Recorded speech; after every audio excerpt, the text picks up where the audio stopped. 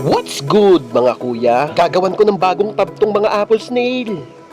Lilinisin ko nga muna tong tub. Kailangan kong kiskisin ng Scotch Brite para mabura ang mga watermark. Pagkatapos ay pwede nating lagyan ng tubig. Bahagya lang. Ganyan. At inilagay ko na nga rin itong itinanim kong halaman. Yan, inilagay ko lang siya sa maliit na Tupperware.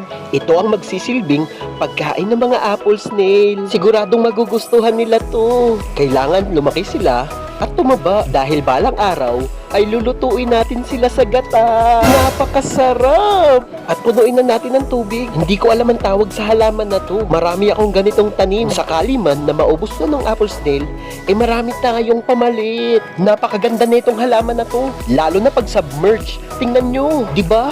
Kaya medyo nakakapanghinayang din na ipakain lang sa apple snail. Pero okay lang. Tulad nga ng sabi ko, marami akong tanim na ganyan. Ito nga yung isa kong tab na may mga apple snail. Inubos nila yung mga duckweed. Kaya naisip ko na pagsama-samahin sila sa iisang tab dahil ang lakas nila kumain ng halaman. Pero okay lang dahil pag lahat naman ng snail na to ay tumaba, ako naman ang kakain sa kanila. Kailangan ay lumaki sila ng ganito kalaki. Ayan, so far na sarap talaga to mga kuya. Kung ako sa inyo, mag-culture na rin kayo ng apple snail. Napakasarap niyan. Pa doon, pwede mo rin silang ibenta 10 piso isa. Yun lang, paalam.